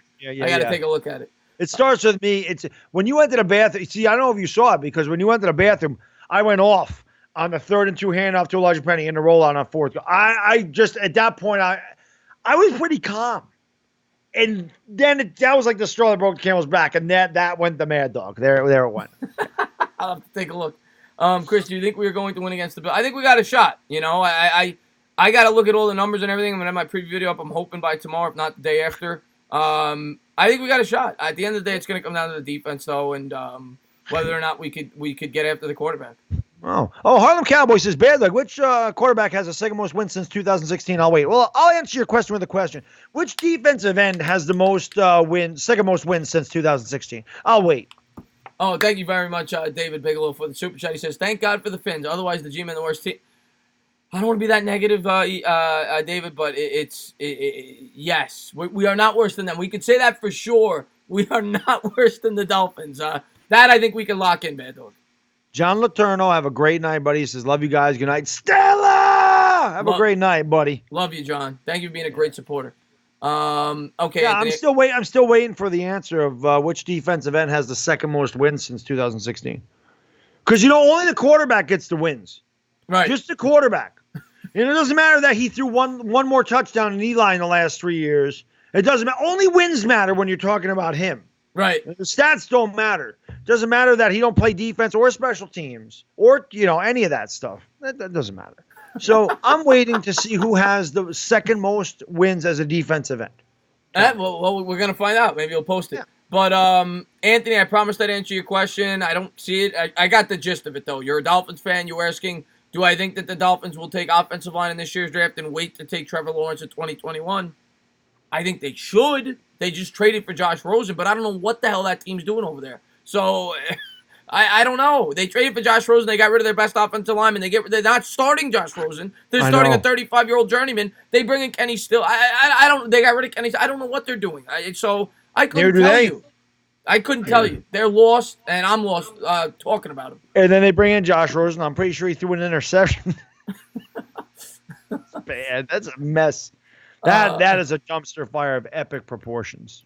Okay, Gabe got a question. Name your most overrated quarterback in the league. Dak Prescott, no doubt. I'd have to think about that. That's immediate. And second is Sam Darnold. Those guys. Is Sam Darnold even rated yet, though? Well, Jets fans think he's God. I'd have to think about that, but I think Jared Goff is another one. A lot of people think Jared Goff is overrated. Yeah, Kirk Cousins pretty overrated. That's a good one. Is he rated? Yeah, I guess he's not. Well, he put up stats. Last year he put up. If you just look at his numbers, he had his best year he ever had. I think he threw for 30 touchdowns, like 8 picks. He had a great statistical year, but he doesn't win big games. No, he doesn't. Yeah. He does. Kirk Cousins. Yeah, Kirk Cousins overrated. DeMarcus Lawrence is the answer. What's going on? Somebody just popped in. Yeah. I wanted to say hello to. I missed it, though. But thank you, everybody, for being here. If you haven't done so, please hit that like, subscribe, ring the bell. And thank you so much for the super chat, Nick Young. He's got a fantasy question. Okay, I don't have the schedule in front of me. Should I start Thielen, T.Y. Hilton, or Hollywood Brown? I don't have the schedule in front of me, but, I mean, without knowing matchups, Thielen's the clear number one. Yeah. I mean, he's your safest option. Hollywood Brown had a great first game, but he's not playing the Dolphins, so I'm scratching him off the list. I need to see more before I'm starting him over. Don't ever scratch my man off the list. Oh, no, but, I mean, against those guys, T.Y. Hilton and Adam Thielen. Hollywood, baby. His name is Hollywood for a reason. Oh, he's great. He's great, but the Dolphins, you got to see a little more from him. I would say Thielen, too. I would say Thielen. I think it's the safest bet. Yeah. City for Real, thank you so much for the super chat. He says, Bad Dog should do an 8-hour loop of Stella! You know how many views that we get? You know how many views that we get? You just yell Stella over and over and over again? I could. I think John Letourneau has it recorded. His dog's name's Stella, so she loves it. Yeah. And then I just got coaches and quarterbacks are judged on wins. Coaches, yeah. Quarterbacks, a lot more that goes into win. I think I got to get new headphones. It's such a stupid statistic. That's like wins in baseball. It's such a stupid stat. Oh, the quarterback has this many wins. The quarterback doesn't play defense. It doesn't make sense. Eli Manning threw 6 touchdowns against the Saints. They put up 49 points, and they lost. So Eli had a bad game because they lost? That's Eli's fault that the defense gave up 52, right? So, yeah, it's the same, he's judged he had a poor performance because of the loss. So, if Eli Manning goes 18 for 40 and throws 3 interceptions and they win 10-7, he had a good game because all that matters is that he won. Stop. Wins and losses is nonsense. Yeah. It is blasphemous. Yeah. Yeah. Well, Nick Young, man, good luck this week, man. Hopefully you win. Chris answered the Bad Dog's question. Is Von Miller has the most sacks and wins as a defensive end? No, there's no way Anthony has the most wins as a defensive end. The No, Broncos haven't been winning. my point is DeMarcus Lawrence has as many wins as Dak Prescott. That's it was more. DeMarcus Lawrence is on that team as well. So Dallas Cowboys says, how can you be the most overrated quarterback in the league when all you do is get criticized? It's fair to say that because he is scrutinized by everybody outside of the Cowboys. Okay, I'll say I think to back up Bad Dog, maybe what would have been the more appropriate thing to say was he thinks you overrate your quarterback more than any other fan base. Overall, league wide, maybe he's not the most overrated. Is that fair to say?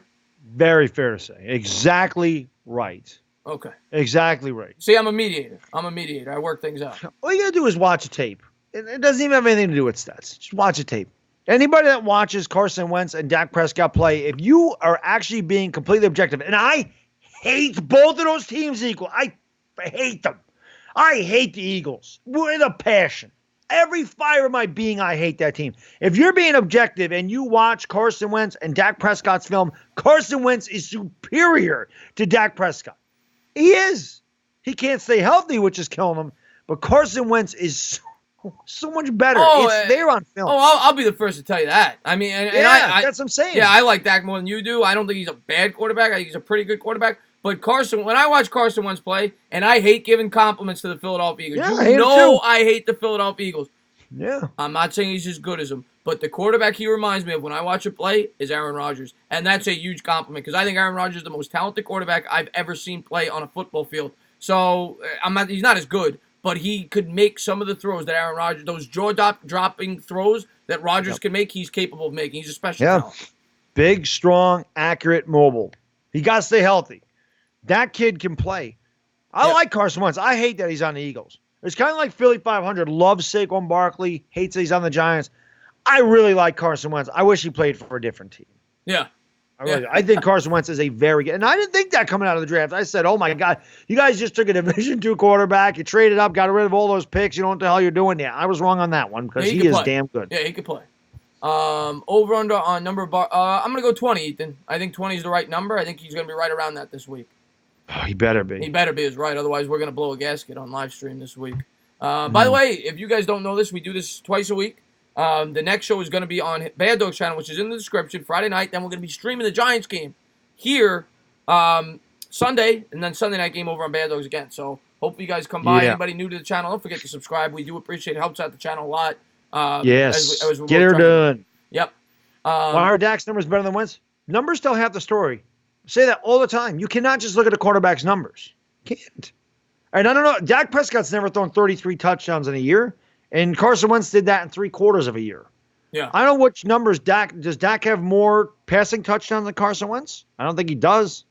Listen, they're both effective. They both win, which is what you want in your quarterback at the end of the day. But if you're being unbiased, you can't look at both those. You can't look at both those quarterbacks and say Dak's as talented as Wentz. He's just not. He's not. He was, he wouldn't have went in the 4th round, and Wentz wouldn't have went second. Yeah. I think I got to get new headphones, by the way. Everybody's commenting on my headphones. I'll get new headphones. Okay, guys? They don't like the headphones. I don't know. Should I put my headphones on just to match you? I got a pair over there. I won't be able to hear you, but... Yeah. I don't know if you got to see my video on that, Bad Dog. The guy that they picked up in the T. Skipper from the Steelers, somebody's asking about him. He's got a lot of upside from everything I read. He had 5 sacks in the preseason for the Steelers, led the team. Good potential guy maybe that could crack the roster. Hopefully. I didn't get a chance to watch it. I did see it. You uploaded it. But yeah, I'll have to check that out. Because I saw that and I'm like, who the hell is that? Like, I didn't know who he was either. But when I did the research, it's actually a pretty exciting pickup. Eli will win any argument against the stud muffin new quarterbacks. All he's got to do is show exactly Alex Fernandez. How many rings you got? Yeah. Hey, Eli's got jewelry. Eli's got hardware. Yeah. Eli's going to have more hardware. Eli's going to have a bust. He's going to have a bust. Yeah, he is. Thank you, MH. Appreciate that, brother. Yeah, there's Bad Dog's link, by the way. Go over there and check him out. Thank you. Follow me on Twitters, too, the Twitters. Follow him on the Twitter. My Twitters are in there, too. If you want to follow me on the Twitters in the description. Giants probably won't get a sack all year the way that D-line is looking. I hope. I mean, they got to fall into a sack, right? Yeah, eventually they got to fall into one. Exactly. Quarterback's going to fall down. You know, like the center will step on his foot and someone will tag him, and that's how we get our first sack. That's how we get our first sack of the year. the center tackles the quarterback. Handsome Flea, man. What the hell? Tana, is it true you have a foot fetish? I saw that in the comments in one of Fisk's vids. There's a lot of jokes on my live stream. Some people, the Dolphins, I've never once said I had a foot fetish. But, Fisk. I didn't even know that they talk about you in his vids. Well, that's because I didn't call him out by name in my last video, but tomorrow I'm going to. So I love it. Yeah, I can't wait. We're gonna have a little back and forth tomorrow. I don't like to do that normally, but I gotta back up Eli when he gets. Sometimes you got to. Yeah. Hey, listen, I told you if a certain person decided they wanted to go after my Eli Manning video, I ain't holding back. I'll knock them the hell out like I did last time. Yeah. Eli's not finished. Delete that video, bad though. Kenny Joseph says. I will never delete a damn thing ever. I don't care if I'm wrong. I'll never delete it. I'll let you know I'm wrong. I'm not. Listen. I've said. Listen. I am not a wuss. I grew up in a different era, okay? My feelings don't get hurt. I have thick skin. I'm a man. I can take criticism, and I can take being wrong. It doesn't bother me. Some people can't take guys like me that'll tell you how they feel about you and be honest with you. Personally, I'd rather someone come up to me and say, I hate your damn guts, than smile at me and then go talk behind my back. That's what the mafia does. The mafia comes at you with smiles, and all the while they're plotting to kill you. I don't do that. So you should be happy to come out and just tell you what I think about it. So Bad Dog just confirmed for all those that thought he might have been, he's not in the mafia. So rest assured, he's not going to put a hit out on you. So that I can't be honest about that. But thank you to everybody for being here. If you haven't done so, hit that like, guys. Thank you guys for being here. And Handsome Flea, I got to go look at those comments. Was that in the most recent video or the one before? Because I know he made 2 videos bashing Eli. So I'll go ahead and look at that. EDP's #1 fan. How can I be the man when you're the man? I just had to do that. Yes, 11K subs. I hit that today, Brady. Thank you very much, man. Beautiful. Congratulations, sir. Thank you, sir. Thank you, sir. King Envy in the house. What's going on, my man? Thank you, Rob Pro Brem. Appreciate that, my man. Delano He'll says be one of my favorite. He'll always be one of my favorite too, man. Firm, so it's gonna happen. I promise you that. It's just I'm moving to Texas probably in December now. It got pushed back a little bit, but I'm moving to Texas. Rudy says, Mr. Bad Dog Sports, what do you think about Antonio Brown's news that came out earlier?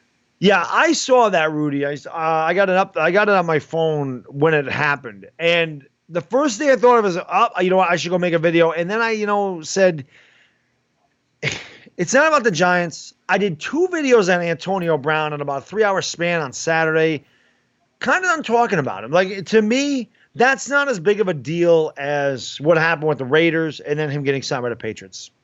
I know it's a big deal, but it doesn't really affect us. Not that the other things did, but I'm just sick of talking about him, I guess. So I was like, I don't want to do another video on Antonio Brown. Yeah, I didn't have enough time. I didn't have enough time to even make a video. I haven't even read the story yet, so I can't give you my full opinion on it yet. I heard about it, hearsay. I'll watch your video after. You said you made a video, and I'll watch your video on it after. But yeah, I don't know the full details yet, so I can't speak on it yet. Yeah, exactly, Delano. He said, you know what I think about Antonio Brown? Nothing. I'm over him in every capacity. That's kind of where I'm at, Delano. That's why I didn't buy. By the way, I just want to say Delano's the man. Delano is the freaking man. Gave you a call last night. I love Delano. Delano's the best, man. And bends the knees. Steven Evans, 2 of my best callers last night. Steven Evans cracks me the hell up, man. He's funny as hell. By the way, I want to say, Hot Take Hockey, I absolutely love that guy. I'm not a huge hockey guy, but I know I've seen his channel. And he has a great channel over there, extremely knowledgeable. If you like hockey, sub him up. My Eli Manning video though, there's no anger in my Eli Manning video. The Shermer video, yes, there's some anger in there. The Eli Manning video is not really anger. It's stern. When you have to discipline your child. You're just stern with them. You're not going off on them, but you're like, don't do that. I mean, I have a 2-year-old. Don't do that. Don't touch that. No. Because they're going to test you. No. You say, don't touch that. No. That's all it is. Yeah. You're not. What I got from your video was, I'm sick of the direction of this. I think you wanting to bench Eli had less to do. What's going on, Goquan? Thank you for being here, man. I do appreciate it. I think it had less to do with Eli himself and more to do with you saying this team sucks. What the hell are we doing here? Put Daniel Jones in there. Let's start. That's exactly what it is. Yeah. That's exactly what it is. I just think that you want to do it a little earlier than That's most exactly people what it would. is. But I think I just, like I said, he's not the same guy. And again, it's here to me with Eli. It's up here. I just feel like in a different situation, he'd be a better quarterback. I think he's sick of losing. I think he's sick of all the crap about Daniel Jones. I think he's sick of the coaching changes. I think he's sick of the scrutiny. I think he's sick of hearing this crap. And I think he's just sick of being here. He'll never say that. He will never. Odell Beckham Crown go, I hate it here. Eli will never do that. But you can't tell me deep in the recesses of that guy's brain, he's not thinking to himself, I've been in the league 16 years. The last 7 years have been horrible. And now I have a kid ready to take my spot. And every time I mess up or we lose, people are going to be screaming for me to get the hell out of here. He's in a tough spot. He's in a tough spot. He's in a Yeah. very tough spot. What's up, Sam? What's up? How are my favorite middle-aged cannoli brothers doing today? What's up, Chris Sam? isn't middle-aged yet. I'm not middle-aged yet. I'm 33, okay? I'm going to be 34 in 2 months. Chris isn't middle-aged. I'm 43. That's middle-aged. Not yet. 50, right? Let's be nice. No, 35. You get in that past 35, you're considered middle-aged. Yeah. That 35 to 40, the 30, what is it? 35 to 53, I think is like middle-aged. I'm getting there. Thank you guys for being here. What if we had Bill Cowher instead of Pat Shermer? We'd still suck. The team doesn't have talent. Maybe Bill Cowher was a great coach. Would be a little bit better, I guess. But he's been out of the league too long. Yeah, even prime Bill Cowher. We'd still. Who suck. do I want, Chris? Who do you want? Harbaugh, maybe? No, you want the guy out of Oklahoma, right? Yeah. Lincoln, give me Lincoln Riley with Daniel Jones, please. Give me Daniel Jones would be Tom Brady if Lincoln Riley was our head coach. Now, do you think? I didn't get to watch your video because I literally was at work, came home, got ready for the show. About Pat Shermer. I'm not asking what you want. My guess is you want him fired this year if things don't improve. Do you think it's possible he will be fired this year? I never said that. I didn't get to watch your video. Yeah. I don't say in the video I want him fired. He keeps saying fix it. I want him to fix it. Okay. And I want him to run Saquon Barkley. That's all I'm asking. Yeah. Why? Like I said earlier, why are you exposing your weakness? Use your strength. Stop throwing the ball. Stop being cute. Eli doesn't need to throw 44 times. He's not the quarterback anymore. You drafted this guy second overall. You spent money on Solder. You spent money on Remmers. You drafted Will Hernandez. You traded for Kevin Zeitler. What the hell are we doing if you're not going to run Saquon Barkley on 3rd and 1? I don't get it. It drives me crazy. I'm going to sue Pat Shermer because I'm going to have to go to the damn doctor and get high blood pressure medicine because he's killing me, Chris. So with all that being said, and I agree with you, whether or not you want him to be fired, because a lot of people I see in the chat say I'm done with Pat Shermer, I want him gone. Do you think it's possible they fire him this year under any circumstance? Because I say no. I'll say this, I can't see this happening, but if Daniel Jones does not play a single game this year, yes. He's going. Well, the only way that would happen is the Giants are going to the playoffs, or at least contending to the playoffs up until the end of the season. But if they made it to that point, then he's not getting fired. But if they're 4-12 and you don't see Daniel Jones, which isn't going to happen, yeah, I think Or if Daniel Jones comes, that's why he can't be fired. I can't see that happen. They did it to Sam Darnold. You don't want to do that to a rookie quarterback. I think Shermer can be saved. I think Betcher could be gone. I think Betcher's the one guy. I don't necessarily expect it, but he's the one guy that I think could potentially be fired off this, whether it be Gettleman, Shermer, or Betcher. Betcher's the one guy. I don't know what Mike Shula does, but he's another guy that they could just say to hell with it. Yeah, he's kind of just, he's just there. He is. Yeah, but I think Gettleman and Shermer both bought themselves at least another year when they drafted Daniel Jones. Yeah, but hey, like I said, keep Pat Shermer there until Lincoln Riley's ready to come out. Don't hire a coach and then Lincoln Riley comes out. Wait, Lincoln Riley ain't gonna be Oklahoma long because that guy's too good. That guy's gonna be in the NFL in the next 2 years. How about Harbaugh? I want Lincoln Riley. Yeah, Harbaugh's overrated as hell. I'll take Harbaugh. Look what he did with that 49er team.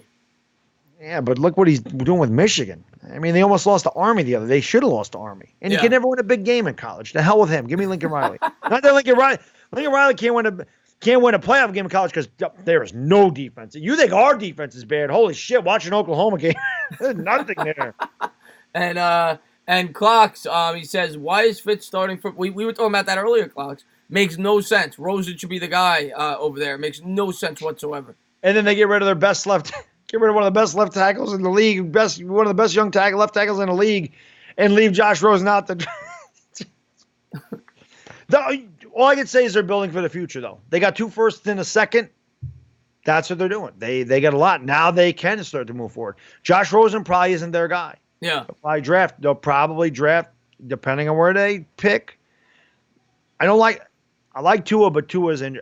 Herbert would be good there if they build an offensive line and get him a running back. I think Justin Herbert could be good there. But if they're don't go that way and they want to try Rosen, then maybe they do look at Trevor Lawrence in 2021. I want to get a couple of people here because I've seen King Envy ask this question like 4 times, and Darnell's in the chat. Want to say hello to Darnell, man. Great subscriber of both of ours. He is the man. Real talk, if they have another performance like this, I think Betcher's gone. Not week 2, Darnell. I mean, I get that people are going to be pissed off, but they're going to give him the year, in my opinion, but we'll see. Yeah. And King Envy says, why did the Jags not pick up Cap? We get these questions asked a lot about Kaepernick instead of another team throw away a backup. At this point, and I get it, right? And I was a person, not every, I don't get political because I know the whole initial stance with Cap was the kneeling, and the league definitely, in my opinion, blackballed him that first year. I think he was still a good enough quarterback to start for 7, 8, 9 teams in the league. So, in my opinion, he was definitely blackballed. And whether or not you think he should have been or shouldn't, I'm not going to talk about that. But at this stage in his career, he's been out of the league now for, 3 years? Yeah, he's been out of the league too long, guys. And listen, Kaepernick was not a very good quarterback. His first year, I thought you want to talk about a guy that totally missed on how good a quarterback was going to be? I'm watching Colin Kaepernick in 2012, and I loved him in Nevada. I watched almost every game he played in Nevada because he usually played on Thursday night. It was 10:30. What the hell do I have to watch? Nevada football. So I really fell in love with watching Colin Kaepernick play. And when he went to San Francisco, I was telling guys, and when Alex Smith got hurt, I said, your quarterback is now. Kaepernick is your guy. I thought that guy was a rich man's Randall Cunningham. He was faster than Cunningham, bigger, stronger arm. And then everybody exposed when I looked at the film. He couldn't read a defense. He had no accuracy. And he started to go downhill before all this political crap. And political stuff may have had about that much to do with it, but he really was not his talent. Like his God-given gifts, he didn't use them correctly. Wasn't really a great quarterback. He really wasn't. He had a hard time reading defenses. If you can't read a defense, it don't matter how strong your arm is, man. You're not going to succeed in the NFL. And I feel like that's what happened with Colin Kaepernick. I think if he was talented enough, a team would have taken on the headache. I think he was talented enough, had it not been for the headache, to be in the league as a starter. Yeah, yes, definitely. But when you took on the headache, whether or not I think it was wrong. I'm going to be completely honest with you. I think the league was wrong to blackball him. I'll tell you that right now. But whether or not, absolutely, yeah, but whether or not, for their beliefs. Yeah, but whether or not you think, he was blackballed for that, no doubt about it. But no team wanted to take on that headache like of Michael Vick. Michael Vick was a headache, but that guy, the Eagles said, we can win a Super Bowl if we get this guy. He was worth it. Kaepernick was not. That's why Kaepernick is not in the league. Yeah, exactly. Jono says, what are my thoughts on hiring a coach like Urban Meyer? No way. Urban Meyer's systems do not work in the NFL. They don't. That is a complete college scheme, and none of his quarterbacks have succeeded in the NFL. Biggest one being Tim Tebow. That's an Urban Meyer guy. Won 2 championships at Florida, won a Heisman, and he was terrible. So no Urban Meyer. No. That's why Ohio State quarterbacks never succeeded either. It's just the way it is. Yeah. Let's see what we got here. A good question. Is the defense going to struggle because you guys do fewer croissant? Yes, MH. I think so. Well, I appreciate your 2 opinion. Thank you. Just needed some other thought. Yeah, King Envy, man. Thank you for being here. Yeah. Boldy's Breakdowns did a great video on our own line. Says Saquon will have a monster. Marjorie, I'll tell you, I haven't watched that one, but I've watched a lot of those. Have you seen those? The Baldy's Breakdowns? I love them. I watch them all the time. They are fantastic. I haven't watched one with the Giants, so I'm gonna have to look at it. But the quarterback breakdowns are amazing. I love it. Yeah. I love it. It's a big reason why I got him. His breakdowns are a big reason I changed my tune on Daniel Jones early. Yeah. Because I watched him and I'm like, okay, yep. Oh, I see that. Okay, yep, I see that. Oh, yep. That was why. That was a big reason. So I watch everything when he's bringing out a quarterback. I always, especially the Giants. Any Giants player I watch. Yeah, I was watching the Cowboys breakdown for their new system. They were showing the pre-read motions before the snap. That one I saw the Baldy breakdown. I haven't seen the Saquon one yet though with the offensive line. Go ahead. Ken Joseph says Daniel Jones fumbles the ball every game. No, that's not true. He got blindsided and got killed the one time he fumbled. So yeah, I'm not gonna blame him. He's got to protect the ball better. I'm sure Eli's never fumbled. If Eli's getting 300 yards without Saquon and Golden Tate, well, Saquon was there. They didn't use him, but Saquon played. And Golden Tate, he's not finished. Come on, Bad Dog. We're going to agree to disagree. Well, I'm going to tell you this right now, and I don't know how Bad Dog feels about this. I'll tell you this right now, and it's why I think Eli should stay the starter right now and why I'm not throwing up the white flag. Eli Manning gives us the best chance to win. That I will say. I don't think Daniel Jones gives us the best chance to win right now.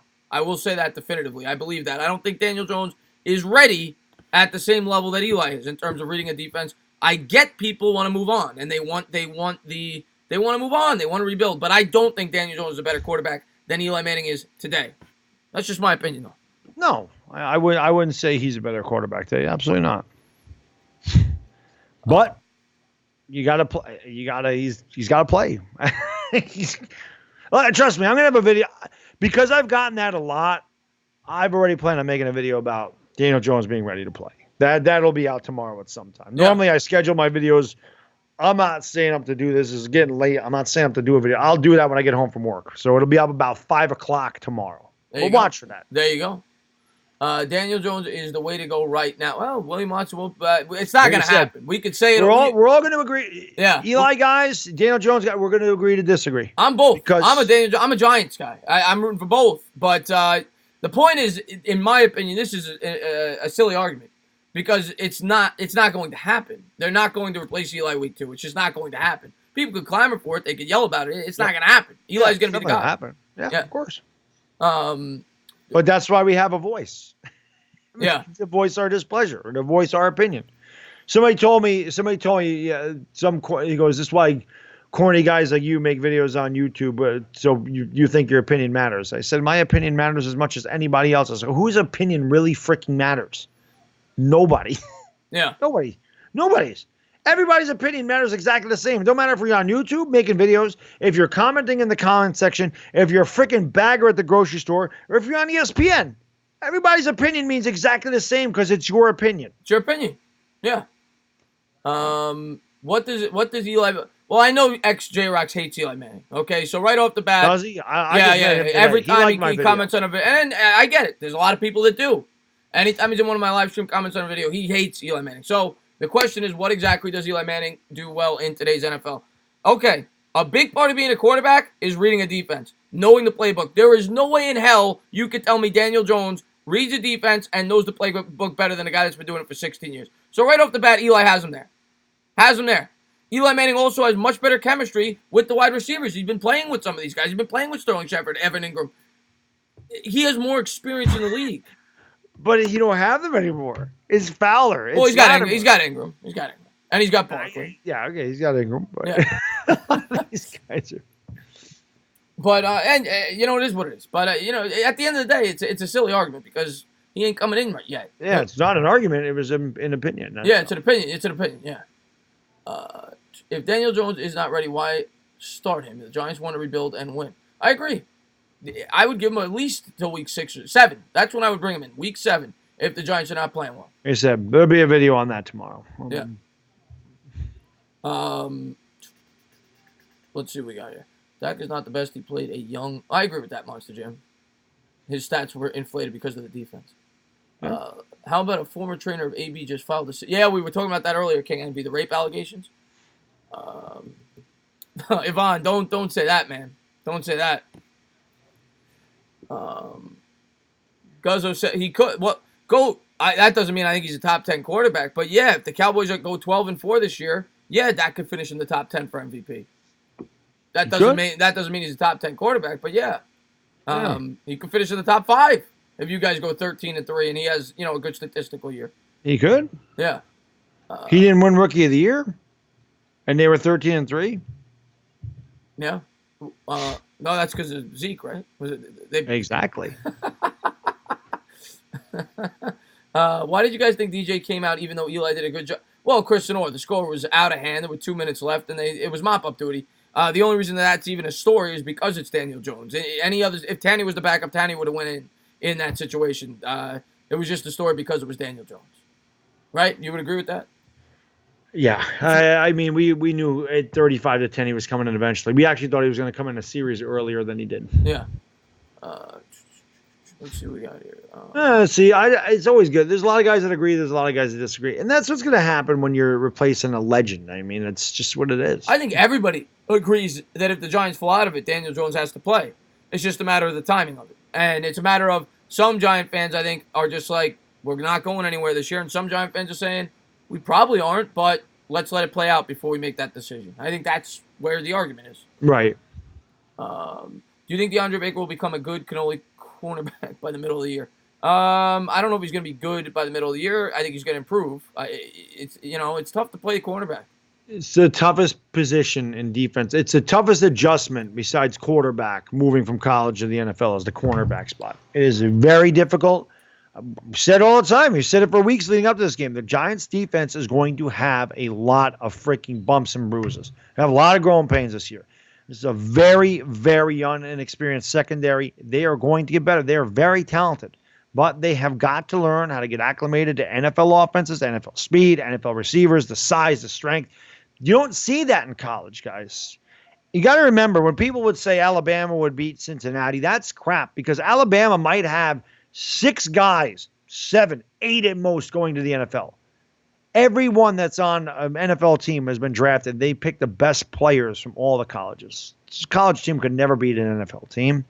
So that's why. These guys are going to have to get acclimated to better receivers than they face in college. That's all.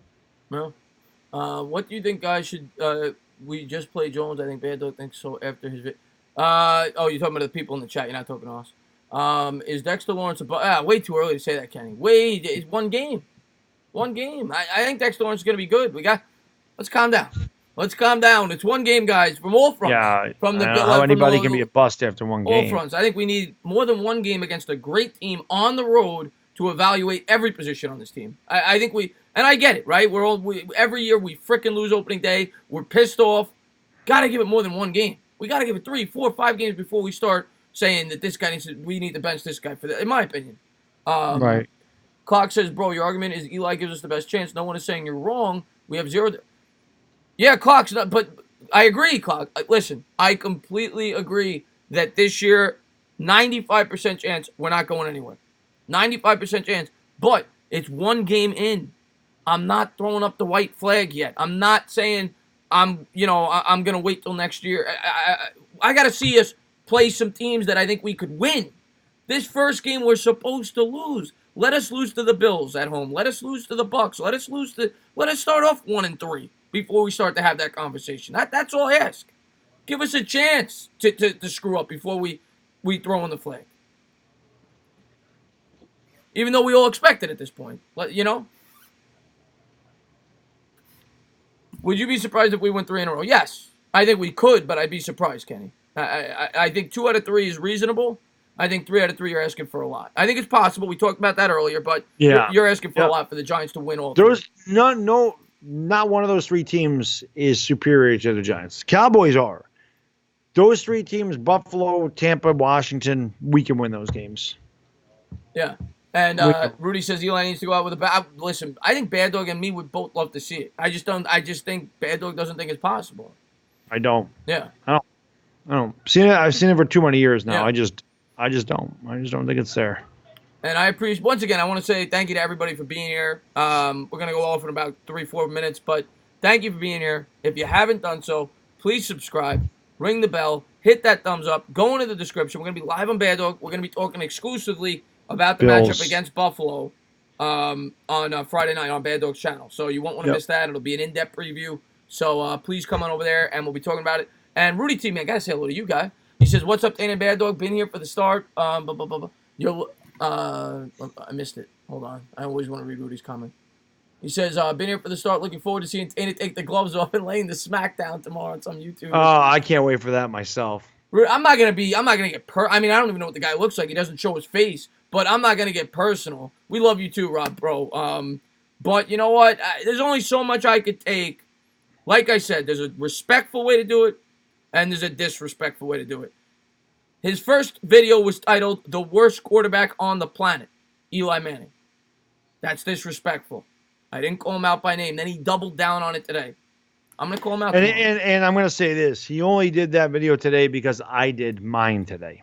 Yeah. If you watch some of the videos I make and then watch some of his videos, you can definitely tell he watched what I did because a lot of them are on the same wavelength. Because there's no reason to double up on the Eli stuff. I told Chris off camera, I will not do another video like that about Eli Manning the rest of the year.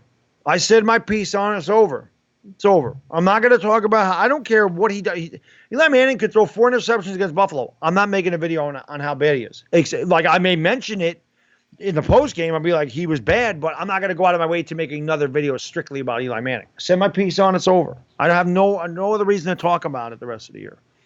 Yeah, and to do it, I get that we want. Yes, it is Fisk Vegas.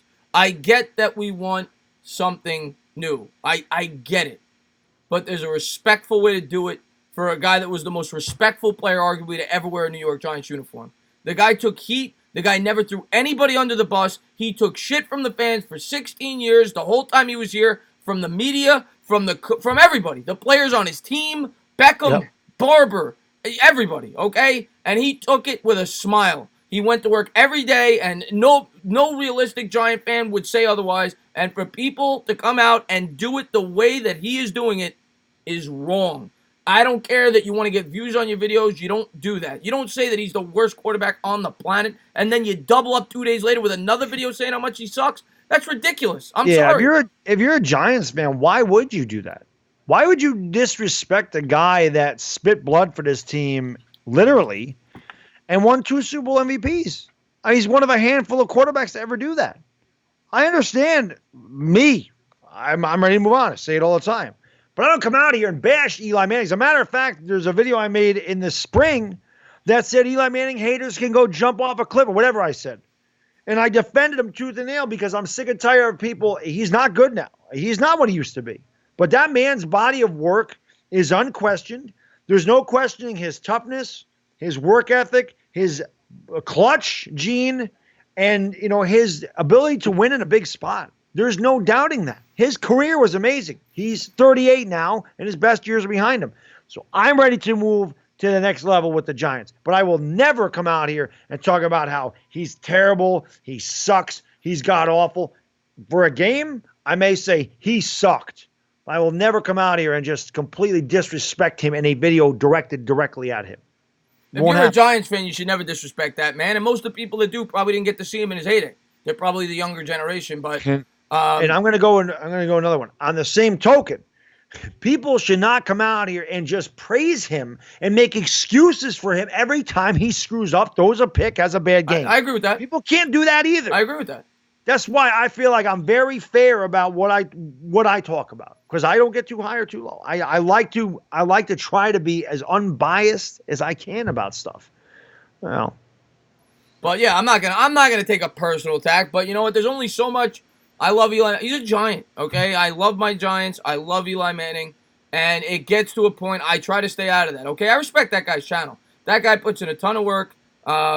I don't agree with everything he says, but you know what? I respect every video maker on YouTube that puts in a lot of work, and he puts in a lot of work. Whether or not you like his content or not, he puts in a lot of work. You can see that. I respect him as a video maker, but I got to the tipping point today. I said, you know what?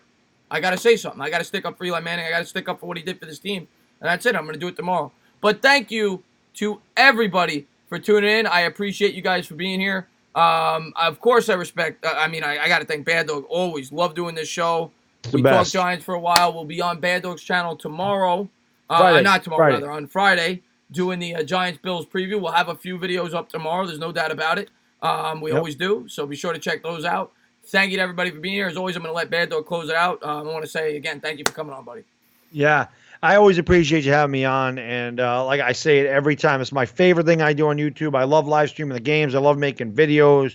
I have a lot of fun with all that stuff. But this is I love this. I love this show. I love to see you guys in the chat. It seems like we're seeing new people every show, and I love that. I love, all your support on the channel. We can never thank you guys enough. This show would be nothing without you. And we love hearing your opinion on everything. So thank you guys and gals for being here. It's always much appreciated. And, check out our videos through the week, and we hope to see you Friday night on my channel for more Talkin' Giants. So until then, guys, for the entertainer, it's Bad Dog, and we are gone. Peace.